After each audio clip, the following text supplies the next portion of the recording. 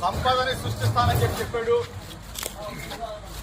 ఈ రూపంలో నారావారి సారా తయారీ కేంద్రాలు ఒకసారి కనుల విందుగా చూడముచ్చటగా చూడమని చెప్పేసి మీడియా మిత్రుల ద్వారా రాష్ట్ర ప్రజానీకానికి విజ్ఞప్తి చేస్తా ఉన్నా. నకిలీ డిస్టిలరీలు, నకిలీ ఫ్యాక్టరీలు, నకిలీ మందు తయారీ కేంద్రాలు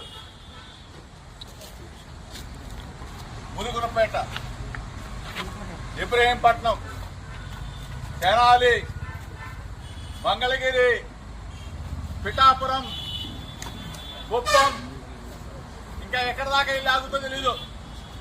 రాష్ట్రం మొత్తం కూడా నారావారి సారా తయారీ కేంద్రాలు. రాష్ట్ర ప్రజలు ఒక్కసారి తెలుసుకోమని, ఈ రాష్ట్రంలో జరుగుతున్న పరిణామాలని గమనించమని చెప్పేసి మీ ద్వారా కోరుతా ఉన్నా.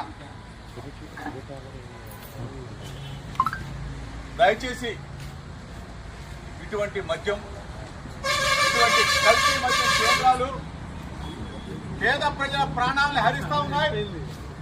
కొన్ని వందల మంది, కొన్ని వేల మంది చనిపోతా ఉంటే ఈ రాష్ట్ర ప్రభుత్వం, ముఖ్యమంత్రి చంద్రబాబు నాయుడు, ఉప ముఖ్యమంత్రి పవన్ కళ్యాణ్ గుడ్లప్పగించి చూస్తారని చెప్పి అడుగుతామన్నా.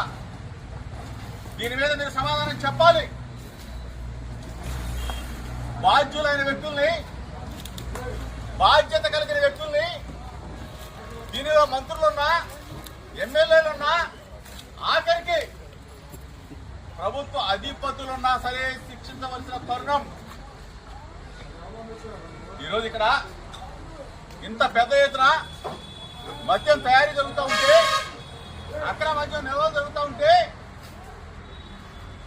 కళ్ళు మూసుకొని చూస్తా ఉన్నామా? దీనికి సంబంధం ఏ ఒక్క వ్యక్తుల్లో అనామకుల్లో అరెస్టు చేసి చేతులు దులుపుకోవాలనుకుంటా ఉన్నారా? మీ ప్రభుత్వ పెద్దల పాత్ర లేదా? మీ మంత్రివర్గ సహచరుల పాత్ర లేదా? ఇక్కడ తయారు జరుగుతూ ఉంటే స్థానికంగా ఉన్న ఎమ్మెల్యే కానీ, ఎమ్మెల్యే బామర్తి కేపీ పాత్ర లేదా అని చెప్పి అడుగుతా ఉన్నా. అంటే మీ పాత్ర లేకుండానే ఇన్ని వందల కోట్ల రూపాయల మద్యం విక్రయాలు జరుగుతాయా? మద్యం తయారీ జరుగుతా ఉందా? మద్యం తయారీ కేంద్రాలు నేషనల్ హైవే పక్కన విజయవాడ, హైదరాబాద్ నేషనల్